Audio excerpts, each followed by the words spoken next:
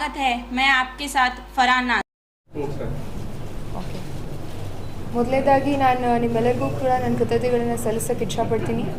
ನೀವೆಲ್ಲರೂ ಕೂಡ ಇವತ್ತು ಈ ಪ್ರೆಸ್ ಕಾನ್ಫರೆನ್ಸಿಗೆ ಬಂದು ನಮಗೆ ಬಹಳ ನಿಮ್ಮೆಲ್ಲರಿಗೂ ಕೂಡ ನಾನು ಕೃತಜ್ಞತೆಗಳನ್ನು ಸಲ್ಲಿಸೋಕ್ಕೆ ಇಷ್ಟಪಡ್ತೀನಿ. ಯಾಕಂತಂದರೆ ಎಲೆಕ್ಷನ್ ಟೈಮಿಗೆ ನೀವೆಲ್ಲರೂ ಕೂಡ ಎಲೆಕ್ಷನ್ ಕವರ್ ಮಾಡಿರಿ, ಅಲ್ಲಿ ಆಗ್ತಾ ಇರುವಂತಹ ವಿಷಯಗಳ ಬಗ್ಗೆ, ಆಗುಹೋಗುಗಳ ಬಗ್ಗೆ ನಿರಂತರವಾಗಿ ನಿಮ್ಮ ಒಂದು ಕೊಡುಗೆ ಇದೆ. ಸೊ ಅದಕ್ಕೆ ನಿಮಗೂ ಕೂಡ ನನ್ನ ಕೃತಜ್ಞತೆಗಳನ್ನು ಸಲ್ಲಿಸ್ತಾ ಈ ಪ್ರೆಸ್ ಕಾನ್ಫರೆನ್ಸ್ ಕರೆಸಿರುವಂಥ ಉದ್ದೇಶ ಬೇರೆ ಏನೂ ಅಲ್ಲ. ಜಸ್ಟ್ ಬಸವನ ಬಾಗೇವಾಡಿ ಮತಕ್ಷೇತ್ರದಲ್ಲಿ ಅಲ್ಲಿರುವಂತಹ ಪ್ರತಿಯೊಬ್ಬ ನಮ್ಮ ಕಾರ್ಯಕರ್ತನಿಗೂ ಕೂಡ ಮತ್ತು ಪ್ರತಿಯೊಂದು ವೋಟ್ರಿಗೂ ಕೂಡ ನಾವು ನನ್ನ ಕೃತಜ್ಞತೆಗಳನ್ನು ಸಲ್ಲಿಸೋಕ್ಕೆ ಇಷ್ಟಪಡ್ತೀವಿ. ಎಲ್ಲ ಇದು ಒಂದು ಕಾಂಗ್ರೆಸ್ ಪಕ್ಷದ ಜಯ ಅಥವಾ ಶಿವಾನಂದ ಪಾಟೀಲ್ ಅವರ ಜಯ ಅನ್ನೋಕ್ಕಿಂತಲೂ ಹೆಚ್ಚಾಗಿ ಇದು ನಮ್ಮ ಪ್ರತಿಯೊಬ್ಬ ಕಾರ್ಯಕರ್ತರ ಜಯ ಅಂತ ನಾನು ನಿಮ್ಗೆ ಹೇಳೋಕ್ಕೆ ಇಷ್ಟಪಡ್ತೀನಿ. ಯಾಕಂತಂದರೆ ನಮ್ಮ ಕಾರ್ಯಕರ್ತರು ನಿರಂತರವಾಗಿ ಜನರಿಗೋಸ್ಕರ ದುಡ್ದಿದ್ದಾರೆ. ಇವತ್ತು ಶಿವಾನಂದ ಪಾಟೀಲ್ ಅವರು ಇಷ್ಟು ಅಭಿವೃದ್ಧಿ ಕೆಲಸಗಳನ್ನು ಮಾಡಬೇಕು ಅಂತಂದರೆ ಅದಕ್ಕೆ ಮೂಲ ಕಾರಣ ಏನು ಅಂತಂದರೆ ನಮ್ಮಿರುವಂತಹ ಕಾರ್ಯಕರ್ತರು, ನಮ್ಮ ಲೀಡರ್ಸ್, ಅವರು ಗ್ರೌಂಡಲ್ಲಿ ಮಾಡಿರುವಂತಹ ಕೆಲಸ ಇವತ್ತು ಎಲೆಕ್ಷನ್ ಪರಿಣಾಮದಲ್ಲಿ ಇವತ್ತು ನಾವು ನೋಡಬಹುದು. ಸೊ ಅದಕ್ಕೆ ಅವ್ರಿಗೂ ಕೂಡ ಕೃತಜ್ಞತೆಗಳನ್ನು ಸಲ್ಲಿಸ್ತಾ ವಿಶೇಷವಾಗಿ ನಾನು ಬಸವನ ಬಾಗೇವಾಡಿ ಮತಕ್ಷೇತ್ರದ ಎಲ್ಲ ನಮ್ಮ ಮತದಾರರಿಗೆ ನನ್ನ ಕೃತಜ್ಞತೆಗಳನ್ನು ಸಲ್ಲಿಸೋಕ್ಕೆ ಇಷ್ಟಪಡ್ತೀನಿ. ಯಾಕಂತಂದರೆ ನಾವು ಮೊದಲೂ ಹೇಳಿದ್ವಿ, ಈ ಎಲೆಕ್ಷನ್ ಆಧಾರ ಬೇರೆ ಯಾವುದೂ ಅಲ್ಲ, ಅಭಿವೃದ್ಧಿ ಒಂದೇ ಆಧಾರದ ಮೇಲೆ ನಾವು ಎಲೆಕ್ಷನನ್ನು ನಿಂತಿದ್ದೀವಿ ಅಂತ. ಆ ಅಭಿವೃದ್ಧಿನೇ ಎಲ್ಲರಿಗಿಂತಲೂ ಪ್ರಮುಖ ಮತ್ತು ಎಲ್ಲರಿಗಿಂತಲೂ ಮುಖ್ಯ ಅಂತ ಬಸವನ ಬಾಗೇವಾಡಿದ ಜನರ ಎಲ್ಲರೂ ತೀರ್ಪನ್ನು ಕೊಟ್ಟಿದ್ದಾರೆ. ಸೊ ಆ ತೀರ್ಪನ್ನು ನಾವು ಬಹಳ ಪ್ರೀತಿಯಿಂದ ಸ್ವೀಕರಿಸ್ತೀವಿ. ಮುಂದೆನೂ ಕೂಡ ನಿರಂತರವಾಗಿ ನಾವು ಜನರ ಸೇವೆಯಲ್ಲಿ ದುಡಿತೀವಿ ಅಂತ ನಿಮ್ಗೆ ಹೇಳಕ್ಕೆ ಇಷ್ಟಪಡ್ತೀನಿ. ಮಶೀಮ್ನಾಳಲ್ಲಿ ಸರ್ ಕೆಲವೊಬ್ಬರು ಬೇರೆ ಪಕ್ಷದ ಕಾರ್ಯಕರ್ತರು ಏನಿದೆ ಅಂತಂದರೆ ಅಲ್ಲಿ ಹೋಗ್ತಾ ಇರುವಂತಹ ಒಂದು ಕಾರ್, ಐ ಥಿಂಕ್ ತಹಶೀಲ್ದಾರ್ ಅವರ ಆಫೀಸಿಂದನೇ ಬಿಟ್ಟಿತ್ತು ಎಲೆಕ್ಷನ್ ಕಮಿಷನ್ ಅವರ ಒಂದು ಕಾರ್. ಆ ಕಾರನ್ನು ಇದೇನೋ ಅವ್ರದ್ದೇ ಡಬ್ಬಿ ಒಯ್ತಾ ಇದೆ ಅಥವಾ ಏನೋ ಒಂದು ಎಲೆಕ್ಷನಲ್ಲಿ ಬೇರೆ ಏನೋ ಗದ್ದಲ ಆಗ್ತಾಯಿದೆ ಅನ್ನುವಂತಹ ಒಂದು ಸಂಶಯನ ಇಟ್ಕೊಂಡು ಆ ಗಾಡಿಯನ್ನು ಒಡೆದು ಅಲ್ಲಿ ಜಾಸ್ತಿ ದಾಂಧಲಿ ಗಲಾಟೆಯನ್ನು ಮಾಡಿದ್ದಾರೆ. ಆದರೆ ನಾನು ಒಂದೇನು ಹೇಳೋಕ್ಕೆ ಇಷ್ಟಪಡ್ತೀನಿ ಅಂತಂದರೆ, ಯಾವುದೇ ಪಕ್ಷದ ಕಾರ್ಯಕರ್ತರಾಗಿರಲಿ, ಅವ್ರಿಗೆ ಏನಾದರೂ ಸಮಸ್ಯೆಗಳಿತ್ತು ಅಥವಾ ಅವ್ರಿಗೆ ಯಾವುದಾದ್ರೂ ಒಂದು ಸಂಶಯಾಸ್ಪದವಾಗಿರುವಂತಹ ಘಟನೆಗಳು ನಡೆದಿತ್ತಂದರೆ ಅವರು ಅದನ್ನು ಕಾನೂನು ಮೂಲಕ ಅದನ್ನು ಸರಿಪಡಿಸ್ಕೋಬೇಕು. ಅಲ್ಲಿ ನಿಂದಿರಿಸಿ ಅದನ್ನು ಇನ್ವೆಸ್ಟಿಗೇಷನ್ ಮಾಡಿಸ್ಕೊಂಡು ಏನು ಖರೆ ವಿಷಯದ ಅಂತ ತಿಳ್ಕೊಂಡು ಮುಂದಿನ ಆ್ಯಕ್ಷನನ್ನು ತೊಗೋಬೇಕು. ಯಾವುದೇ ಆ್ಯಕ್ಷನ್ ತೊಗೊಂಡ್ರೂ ಕೂಡ ಗೌರ್ಮೆಂಟ್ ಪ್ರಾಪರ್ಟಿಯನ್ನು ಡ್ಯಾಮೇಜ್ ಮಾಡೋದು, ಗೌರ್ಮೆಂಟ್ ಆಫೀಸರ್ಸ್ ಮೇಲೆ ಹಲ್ಲೆ ಮಾಡೋದು ಯಾವ ಪಕ್ಷದ ಒಂದು ಕಾರ್ಯಕರ್ತರು ಮಾಡಿದ್ರು ಕೂಡ ಅದು ತಪ್ಪೇ. ಸೊ ಅದಕ್ಕೆ ಯಾರೇ ಅದನ್ನು ಮಾಡಿದ್ರೂ ಕೂಡ ಅವ್ರ ಮೇಲೆ ಬಹಳ ಕಠಿಣವಾಗಿರುವಂತಹ ಕ್ರಮವನ್ನು ಸರ್ಕಾರ ತೆಗೆದುಕೊಳ್ಬೇಕು ಅನ್ನೋದು ನನ್ನ ಒಂದು ಅಭಿಪ್ರಾಯ. ಇಲ್ಲ, ಕಾಂಗ್ರೆಸ್ ಕಾರ್ಯಕರ್ತರು ಅದರಲ್ಲಿ ಯಾರೂ ಇಲ್ಲ. ನೀವು ವಿಡಿಯೋವನ್ನು ನೋಡಬಹುದು. ಐ ಥಿಂಕ್ ವಿಡಿಯೋಲ್ಲಿ ಆ ವಿಡಿಯೋ ಏನು ಕಾರ್ ಹೊಡಿತಾ ಇದ್ದಾರೆ, ಎಲೆಕ್ಷನ್ ಬಾಕ್ಸಸ್ ಹೊಡಿತಾ ಇದ್ದಾರೆ, ಅಲ್ಲಿನೇ ಅವರು ಒಂದು ಪಕ್ಷದ ಅಭ್ಯರ್ಥಿ ಪರ ಜಯಕಾರವನ್ನು ಹಾಕ್ತಾ ಇದ್ದಾರೆ. ಯಾವ ಪಕ್ಷದ ಪರ ಅವರು ಜಯಕಾರ ಹಾಕ್ತಾ ಇದ್ದಾರೆ ಆ ಪಕ್ಷದ ಕಾರ್ಯಕರ್ತರು. ಅದು ನೀವು ಪ್ರೆಸ್ದವ್ರು ಈಗಾಗಲೇ ನೋಡಿರ್ತೀರಿ. ಡೆಫಿನೆಟ್ಲಿ ಪ್ರಾಬ್ಲಮ್ ಏನೂ ಇಲ್ಲ ಸರ್. ನಾನು ಇವತ್ತು ಐ ಆಮ್ 28 ಇಯರ್ಸ್. 28 ವರ್ಷಕ್ಕೆ ನಾನು ಪಕ್ಷದಲ್ಲಿ ಐ ಥಿಂಕ್ ನಾನು ಇವಾಗ ಕೆಲಸ ಮಾಡ್ತಾ ಒಂದು 5-6 ವರ್ಷ ಆಗಿರಬೇಕು. 6 ವರ್ಷ ದುಡಿದಕ್ಕೆ ನಾನು ಪಕ್ಷದಲ್ಲಿ ಟಿಕೆಟ್ ಕೇಳಿದ್ದೀನಿ. ಎಷ್ಟೋ ಜನ 20-30 ವರ್ಷನೂ ಕೂಡ ದುಡಿದು ಟಿಕೆಟ್ ತೊಗೊಂಡಿಲ್ಲ. ಸೊ ಐ ಥಿಂಕ್ ರಾಜಕೀಯದಲ್ಲಿ ಸಹನಶೀಲತೆ ಇರಬೇಕು ಮತ್ತು ಪಕ್ಷದ ಪರ ಒಂದು ನಿಯತ್ತಿರಬೇಕು. ಆ ನಿಯತ್ತಿಂದ ನಾನು ದುಡಿತಾ ಇದ್ದೀನಿ. ಡೆಫಿನೆಟ್ಲಿ ಮುಂದೆ ಒಂದು ಯಾವುದೇ ಬರುವಂತಹ ಚುನಾವಣೆಯಲ್ಲಿ ಪಕ್ಷ ನನಗೊಂದು ಅವಕಾಶ ಕೊಡ್ತೈತಿ ಅನ್ನೋದು ನನಗೆ ಭರವಸೆ ಇದೆ. ಸೊ ನನಗೇನು ಅದ್ರ ಬಗ್ಗೆ ಏನು ಅಸಮಾಧಾನ ಇಲ್ಲ. ಯಾಕಂದ್ರೆ ನಾನು ಬಿಜಾಪುರ ಸಿಟಿ ಕೇಳಿದ್ದೇನೆ ಸರ್. ಹೌದು.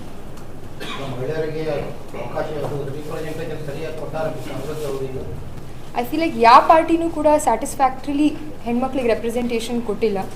ನಾವು ಏನು ಮಾಡ್ತಾ ಇದ್ದೀವಿ ಅಂತಂದರೆ ಹೆಣ್ಮಕ್ಳಿಗೆ ಒಂದು ಕೋಟಾಲ್ಲಿ ಹಾಕ್ತಾ ಇದ್ದೀವಿ. ಅದೇ ಕೋಟಾಲಿ ಅವ್ರು ಹೊಡೆದಾಡಬೇಕು, ಬಡ್ದಾಡಬೇಕು, ಗೆಲ್ಲಬೇಕು.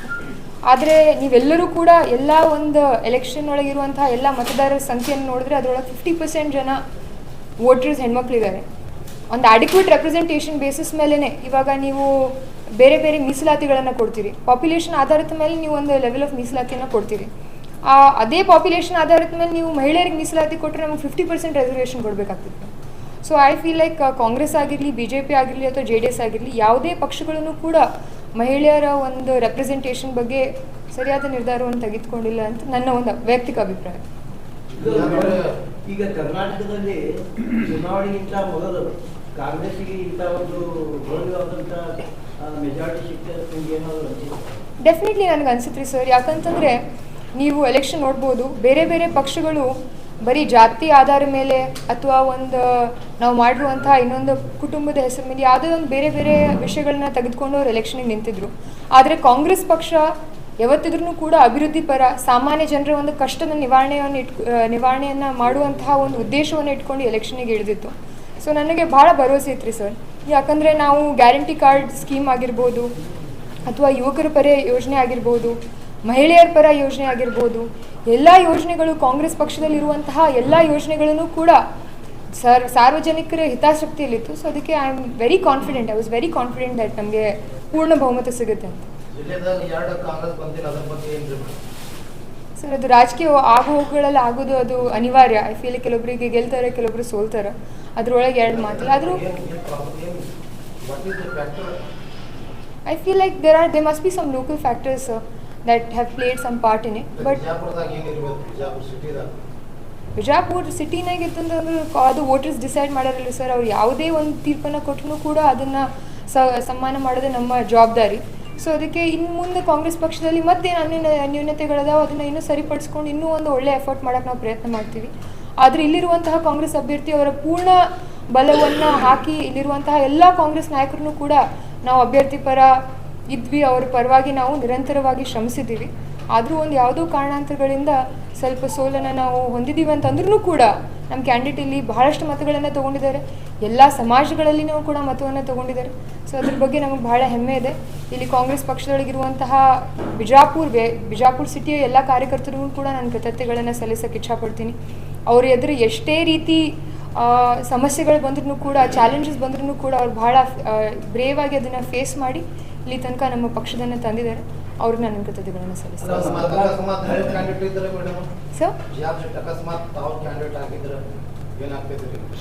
ಸರ್ ಅದು ಏನಾಗ್ತಿತ್ತು ಅನ್ನೋದು ಅದು ಆದ್ರೆ ಗೊತ್ತಾಗ್ತಿತ್ತು ರೀ ಸರ್. ಈಗ ಆಗಿಲ್ಲ, ಹೆಂಗೆ ಗೊತ್ತಾಗ್ತಿತ್ತು ರೀ ಅದು ಏನಾಗ್ತಿತ್ತು ಅಂತ.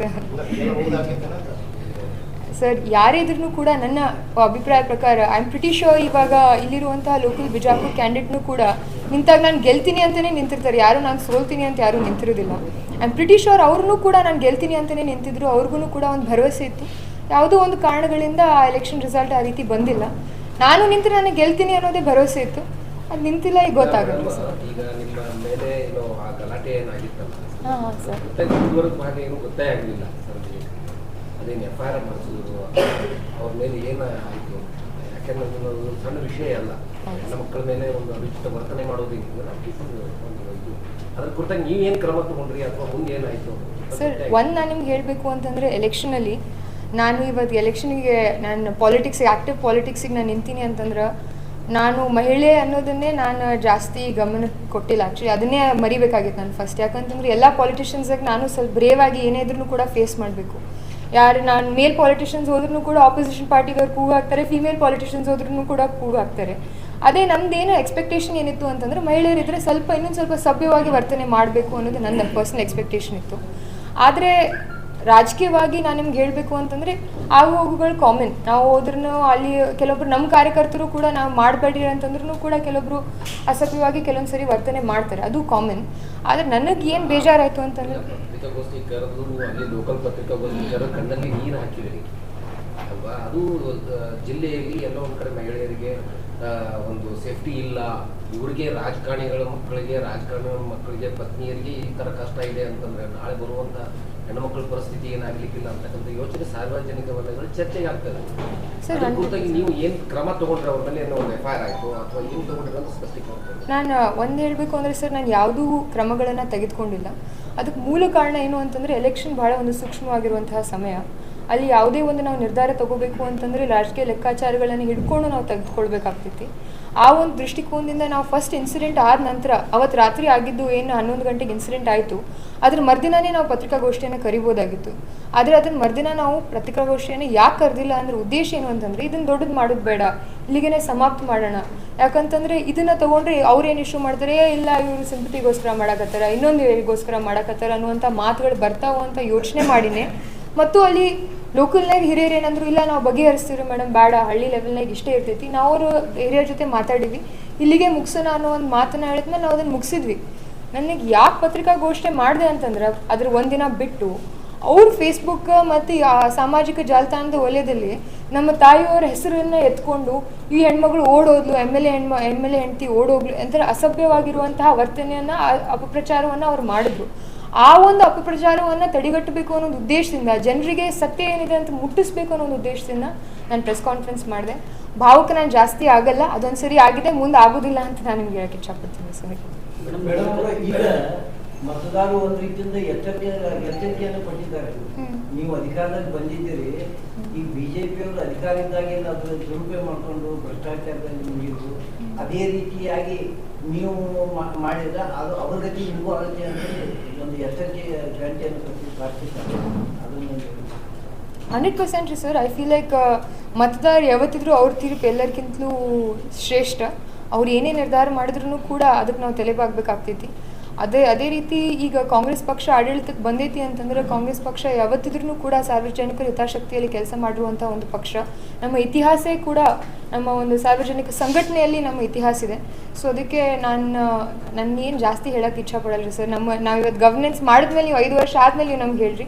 ಯಾಕಂತಂದರೆ ಹಿಂದಿನ ಸಿದ್ದರಾಮಯ್ಯ ಅವರ 5 ವರ್ಷದ ಸರ್ಕಾರದಲ್ಲಿ ನಾವು ಎಷ್ಟು ಕ್ಲೀನ್ ಗವರ್ನೆನ್ಸನ್ನು ಕೊಟ್ಟಿದ್ವಿ, ಜನರ ಪರ ಇರುವಂತಹ ಒಂದು ಏನು ವ್ಯವಸ್ಥೆಗಳನ್ನು ಕೊಟ್ಟಿದ್ವಿ, ಅದೇ ರೀತಿ ಈ ಸರ್ಕಾರದಲ್ಲೂ ಕೂಡ ನಾವು ನಡ್ಸ್ಕೊಂಡು ಹೋಗ್ತೀವಿ ಅಂತ. ಪ್ರತಿ ಸಲನೂ ನಿಮ್ಮ ತಂದೆಯವ್ರು ಲೀಡ್ ಕಮ್ಮಿ ಆಗ್ತಾ ಇದೆ. ಯಾಕೆ ಕಾರಣ ಏನು? ಈ ಸರಿ 25,000 ಮೇಲೆ ಆಯ್ತಲ್ರಿ ಸರ್ ಲೀಡ್ರೆ. ನಿಮ್ಮ ಡಿಸ್ಟ್ರಿಕ್ಟ್ ಒಳಗೆ ಹೈಯೆಸ್ಟ್ ಇದೆ. ಕಳೆದ ಬಾರಿ ಏನೋ ಲೀಡ್ ಇತ್ತು, ಈ ಬಾರಿನೂ ಒಂದೇ ಸಮುದಾಯದ ಒಳ ಪಂಗಡದ ಗಲಾಟೆಗಳು ಇತ್ತು. ಇದರ ಮಧ್ಯೆ ನಿಮ್ಮ ತಂದೆಯವರಿಗೆ ನಿಮ್ಮ ತಂದೆಯವರಿಗೆ ಕಳೆದ ಬಾರಿ ಏನೋ ಸೋಲಾಗಿತ್ತಲ್ಲ, ಅಂದ್ರೆ ಆ ಬಾರಿ ಏನೋ ಸೋಲಾಗಿತ್ತಲ್ಲ, ಈ ಬಾರಿ ಪ್ಲಸ್ ಆಗಿದೆ ಅವ್ರಿಗೆ 3 ಟರ್ಮ್ ಹಿಂದೆ ಸರ್. ಅದನ್ನೇ ಹೇಳ್ತಾ ಇದ್ದೀನಿ. 3 ಟರ್ಮ್ ಹಿಂದೆ ಒಂದು ಸೋಲಾಗಿತ್ತು. ಅದ್ರ ನೆಕ್ಸ್ಟ್ ಟರ್ಮ್ನಲ್ಲಿ 18,000 ವೋಟಿಂಗ್ ಗೆದ್ದು ಬಂದಿವಿ. ಅದ್ರ ನೆಕ್ಸ್ಟ್ ಟರ್ಮ್ನಲ್ಲಿ 3,500, ಈಗ ಮತ್ತೆ 25,000. ಒಂದೇ ಟರ್ಮ್ನಲ್ಲಿ ಕಡಿಮೆ ಆಗಿದೆ ಸರ್. ಅದಕ್ಕೆ ಇವಿಎಂ ಮಷೀನ್ ಅಲ್ಲಿ ಗಲಾಟೆ ಆಗುತ್ತೆ, ಮೊಸರನಾಳದಲ್ಲಿ ಗಲಾಟೆ ಆಗುತ್ತೆ. ಇದಕ್ಕೇನಾದ್ರೂ ಈ ಸಾರ್ವಜನಿಕ ವಲಯದಲ್ಲಿ ಚರ್ಚೆಗಳು ಏನಾಗ್ತಾ ಇದ್ವು ಅಂತಂದ್ರೆ ಶಿವಾನಂದ ಪಾಟೀಲ್ ಬೆಂಬಲಿಗರು ಮಷೀನ್ ತಗೊಂಡು ಹೊಟ್ಟಿದ್ದಾರೆ ಅನ್ನುವಂಥದ್ದು ಚರ್ಚೆಗಳು. ಸರ್ ನಾನು ನಿಮ್ಗೆ ಹೇಳಕತ್ತೀನಲ್ಲ, ನಾನು ಒಂದು ಮಾತು ಹೇಳ್ತೀನಿ ರೀ. ನೀವೆಲ್ಲರೂ ಒಂದು ಸ್ಪಷ್ಟೀಕರಣ ಮೀಡಿಯಾದ ಮೂಲಕ ನಾನು ಏನು ಕೊಡೋಕೆ ಇಷ್ಟಪಡ್ತೀನಿ ಅಂತಂದರೆ, ಶಿವಾನಂದ ಪಾಟೀಲ್ ಅವರ ಕಾರ್ಯಕರ್ತರು ಯಾರೂ ಆ ಇನ್ಸಿಡೆಂಟ್ನಲ್ಲಿಲ್ಲ. ಆ ಇನ್ಸಿಡೆಂಟ್ನಲ್ಲಿ ಅವರು ಹೊಡಿತಾ ಇರುವಾಗ, ಪೊಲೀಸ್ ವ್ಯಾನ್ ಹೋಗ್ತಾ ಇರುವಾಗ ಒಂದು ಜೈಕಾರವನ್ನು ಒಂದು ಪಕ್ಷದ ಪರ ಕೂಗ್ತಾ ಇದ್ದಾರೆ. ಅಂದರೆ ನೀವು ಅದ್ರ ಮೇಲೆ ತಿಳ್ಕೊಬೇಕು ಅವ್ರು ಯಾವ ಪಕ್ಷದವ್ರು ಅದಾರ ಅಂತ. ನಾನು ಯಾಕೆ ಹೊಡೆದು ನಿಮ್ಗೆ ಹೇಳಬೇಕು? ನಿಮ್ಗೆ ಗೊತ್ತೇ ಅದ, ನೀವು ಪ್ರೆಸ್ ಪರ್ಸನ್ಸ್ ಅದಿರಿ. ಆ 33 ಏನು ನಿಮ್ಗೆ ಅದರಲ್ಲಿ ಇದು ಮಾಡಿದ್ದಾರೆ, FIR ಫೈಲ್ ಮಾಡಿದ್ದಾರೆ, ಅದು ನೀವು ಡೈರೆಕ್ಟಾಗಿ ಹೋಗಿ ಯಾರಿಗಾದ್ರೂ ಊರಾಗ ಕೇಳ್ರಿ, ಇವ್ರು ಯಾರಪ್ಪ ಅದರೊಳಗಿರುವಂಥ 6 ಜನ ನಮ್ಮವರು. ಆ 6 ಜನನೂ ಕೂಡ ವಿಡಿಯೋನಾಗಿಲ್ಲ. ಅವ್ರು ರೋಡ್ ಅಕ್ಕಪಕ್ಕ ನಿಂತ್ಕೊಂಡಿದ್ರು. ನಾವು SP ಅವರಿಗೆ ಮನವಿಯನ್ನು ಮಾಡಿದ್ದೀವಿ. ಈ ವಿಡಿಯೋನಾಗ ಯಾವುದೂ ವಿಡಿಯೋನಾಗೂ ಕೂಡ ಅವರಿಲ್ಲ. ಅದರೊಳಗೆ 2 ಇಂಗ್ಲೀಷ್ವರ್ದವ್ರು ಅದಾರೆ. ಅವ್ರು ಸುಮ್ಮನೆ ಬೈಕ್ ಮೇಲೆ ಏನು ಇನ್ಸಿಡೆಂಟ್ ಆಗೈತಿ ನೋಡಕ್ಕೆ ಬಂದಾರೆ. ಅವರಲ್ಲಿ ಅವ್ರನ್ನೂ ಕೂಡ ಎತ್ಕೊಂಡು ಹೋಗಿದ್ದಾರೆ. ನಾವು SP ಅವರಿಗೆ ಮತ್ತು ಅಲ್ಲಿರುವಂಥ ಲೋಕಲ್ ಪೊಲೀಸ್ ಅಧಿಕಾರಿಗಳಿಗೆ ಅವ್ರು ಕೇಳಿದಾಗ ಇದ್ರ ಬಗ್ಗೆ ಅವ್ರು ಒಂದೇ ಮಾತನ್ನು ಹೇಳಿದ್ರು, ಲಾ ಆ್ಯಂಡ್ ಆರ್ಡರ್ ನಾವು ಕಂಟ್ರೋಲ್ ಮಾಡೋಕ್ಕೆ ಈ ಒಂದು ಕ್ರಮವನ್ನು ನಾವು ತೆಗೆದುಕೊಳ್ಬೇಕಾಗಿತ್ತು. ನಿಮ್ದು ಏನೇ ಇದ್ರೂ ಕೂಡ ನಾವು FIR ಫೈಲ್ ಮಾಡ್ತೀವಿ. ಮುಂದೆ ಅವ್ರು ಏನಾದರೂ ವಿಡಿಯೋಲಿ ಇರಲಿಲ್ಲ ಅಂತಂದರೆ ಆಟೋಮ್ಯಾಟಿಕ್ಕಾಗಿ ಅದಕ್ಕೆ ಬಿ ರಿಪೋರ್ಟ್ ಫೈಲ್ ಆಗುತ್ತೆ ಅಂತ ಹೇಳಿದ್ದಾರೆ. ಆ ಒಂದು ಇನ್ವೆಸ್ಟಿಗೇಷನ್ ಬೇಸಿಸ್ ಮೇಲೆ ನಾವು ಪ್ರೂವ್ ಮಾಡ್ತೀವಿ. ಆದರೆ ಎಲ್ಲರಿಗಿಂತ ಮುಖ್ಯವಾಗಿ ನಾನು ಏನು ಹೇಳಕ್ಕೆ ಇಷ್ಟಪಡ್ತೀನಿ ಅಂತಂದರೆ, ಇದು ಸುಳ್ಳು ಸುದ್ದಿ. ನೋಡಿರಿ, ಇದಕ್ಕೆ ನಾನು ಲಾಸ್ಟ್ ಟೈಮ್ ಪ್ರೆಸ್ ಕಾನ್ಫರೆನ್ಸ್ ಕೊಟ್ಟಿದ್ದು. ನಾವು ಅಲ್ಲಿ ಏನೇ ತಪ್ಪು ಮಾಡದೇ ಇದ್ರೂ ಕೂಡ ಅವ್ರು ಮಾಡಿರುವಂತಹ ಒಂದು ಶೋಷಣೆಯನ್ನು ನಾವೇ ತಡ್ಕೊಂಡು ಅಲ್ಲಿಂದ ಹೊರಗೆ ಬಂದ್ರೂ ಕೂಡ ನಮ್ಮ ಬಗ್ಗೆ ತಪ್ಪು ಅಪಪ್ರಚಾರವನ್ನು ಮಾಡಿದ್ರು.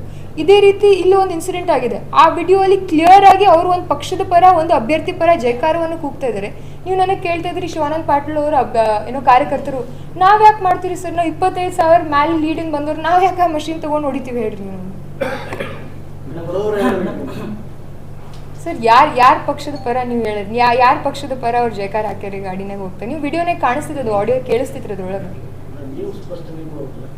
ಸರ್ ಅದು ಇಟ್ಸ್ ಅ ಫ್ಯಾಕ್ಟ್. ನಾನು ಹೇಳೋದ್ರಿಂದ ಅದೇನು ಚೇಂಜ್ ಆಗಲ್ಲ. ಅವ್ರು ಹೊಡೆದಿದ್ದವ್ರಿಗೆ ಕೇಳ್ಬಿಡ್ರಿ ಸರ್, ಅವರೇ ಹೇಳ್ತಾರೆ ನಿಮಗೆ ಯಾರ್ದಿದೆ ಅಂತದ್ದು.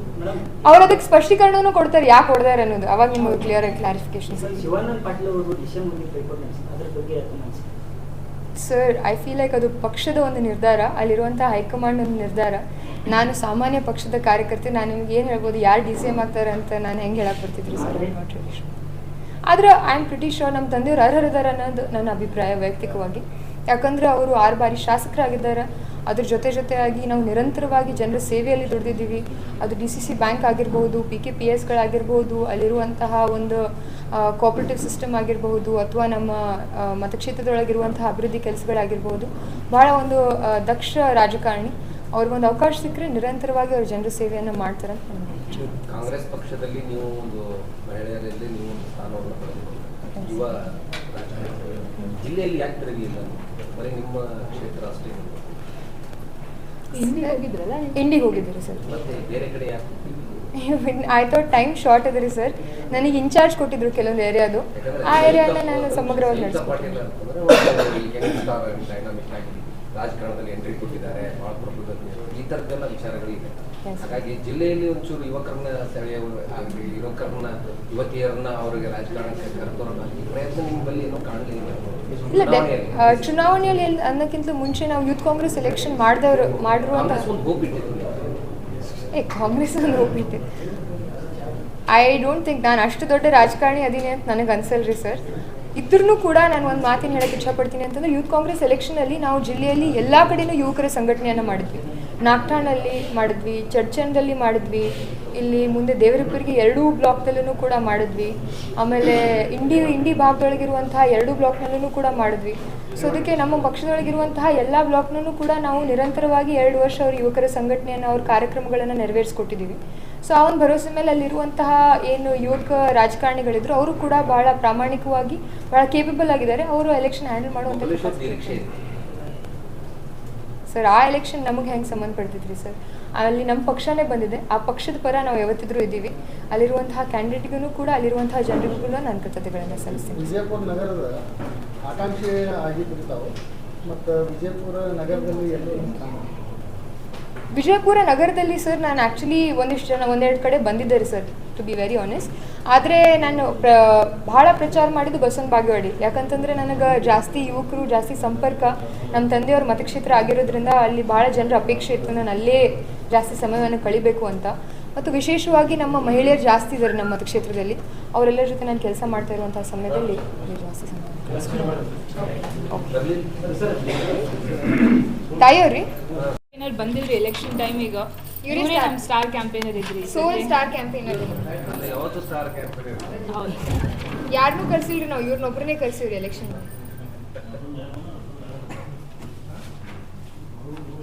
Yeah, I think you can start. First you can talk. 5 ನಿಮಿಷ ಮಾತಾಡ್ತೀನಿ ಏನ್ರಿ ಅಲ್ಲಿ ಮುಳವಾಡ ಪ್ರೆಸ್ ಕಾನ್ಫರೆನ್ಸ್. ಅದಕ್ಕಿಂತ ಮುಖ್ಯವಾಗಿ ನಾ ಹೇಳಬೇಕಂದ್ರೆ, ಬಾಗೇವಾಡಿ ಜನತೆಗೆ ಹಾಗೂ ಬಸವನಾಡಿನ ಎಲ್ಲ ಕಾಂಗ್ರೆಸ್ ಕಾರ್ಯಕರ್ತರಿಗೆ ನನ್ನ ಮನದಾಳದ ಅಭಿನಂದನೆಗಳನ್ನು ತಿಳಿಸುತ್ತಾ, ಇವತ್ತಿನ ದಿವಸ ನಾವೆಲ್ಲರೂ ಒಂದು ಶಿವಾನಂದ ಪಾಟೀಲ್ ಗೆಲುವು ಖಚಿತ ಅಂತ ನಮ್ಮ ಮನಸ್ಸಿನಲ್ಲಿತ್ತು. ಯಾಕಂದ್ರೆ ಪದೇ ಪದೇ ಅವ್ರು ನಮ್ಮ ಮೇಲೆ ಬೇರೆ ಬೇರೆ ಪಕ್ಷದವರು ಆರೋಪಗಳನ್ನು ಮಾಡೋದು, ಟಿಪ್ಪಣಿಗಳನ್ನು ಮಾಡೋದು ನೋಡಿದ್ರೆ ನಾನು ಕೇಳ್ತಾ ಇದ್ದೆ ಶಾಸಕರಿಗೆ, ಯಾಕಪ್ಪ ಈ ಥರ ಇಷ್ಟೊಂದು ನೀವು ಡೆವಲಪ್ಮೆಂಟ್ ವರ್ಕ್ ಮಾಡಿರಿ ಮತ್ತು ಅಭಿವೃದ್ಧಿ ಕೆಲಸಗಳನ್ನು ಮಾಡಿರಿ, ಮತ್ತು ಇನ್ನೊಂದು ಯಾವುದೇ ಒಂದು ಇಲೆಕ್ಷನ್, ಯಾವುದೇ ಒಂದು ಜಾತಿ ಧರ್ಮ ಭೇದ ಇಲ್ಲಾರ್ದಂಥ ಮಾಡಿದಂಥ ರಾಜಕಾರಣಿಯಲ್ಲಿ ನೀವೊಬ್ಬರು ಅಂತ ಹೇಳಿ ನಾ ಭಾಳ ಹೆಮ್ಮೆದಿಂದ ಅವ್ರಿಗೆ ಯಾವಾಗಲೂ ಹೇಳ್ತಾ ಇರ್ತೀನಿ. ಯಾವಾಗ ನಾವು ಮತದಾರರನ್ನು ನಾವು ಭೇಟಿಯಾದಾಗ ನನಗೆ ಆ ಮಾತು ಭಾಳ ಸತ್ಯ ಅನ್ನಿಸ್ತೇವೆ. ಸಾಹೇಬ್ರು ಯಾವಾಗಲೂ ಹೇಳ್ತಾ ಇದ್ದರು, ನಾನು ಮತದಾರರ ಮನಸ್ಸಿನಲ್ಲಿ ಉಳಿದಿದ್ದೀನಿ. ಆಮೇಲೆ ಬಸವಣ್ಣಂದ ಕಾಯಕವೇ ಕೈಲಾಸ ಅನ್ನೋ ತತ್ವ ಸಿದ್ಧಾಂತವನ್ನು ಹಿಡಿದು ಧರ್ಮ ನಿಷ್ಠೆಯಿಂದ ನಾನು ಕೆಲಸ ಮಾಡೀನಿ. ಅದಕ್ಕೆ ಬಸವನಾಡಿನ ಮತದಾರರು ಮನಸ್ಸನ್ನ ಗೆಲ್ಲುವಲ್ಲಿ ಯಶಸ್ವಿ ಆಗ್ತೀನಿ ಅಂತ ಭಾಳ ಭಕ್ತಿಯಿಂದ ಅವರು ಇದನ್ನು ಪದೇ ಪದೇ ನನಗೆ ಹೇಳ್ತಾಯಿದ್ರು. ಅವರು ಒಂದು ಅಭಿಮಾನದಿಂದ ಹೇಳ್ತಾಯಿದ್ರು. ಆ ಮಾತು ಬಸವನಾಡಿನ ಜನತೆ ಹಾಗೂ ಈ ಬಸವಣ್ಣವರ ಆಶೀರ್ವಾದದಿಂದ ಅದು ಸತ್ಯ ಆಗೈತಿ. ಯಾಕಂದ್ರೆ ಇದು ಒಂದು ಪ್ರಜಾಪ್ರಭುತ್ವದ ಗೆಲುವು.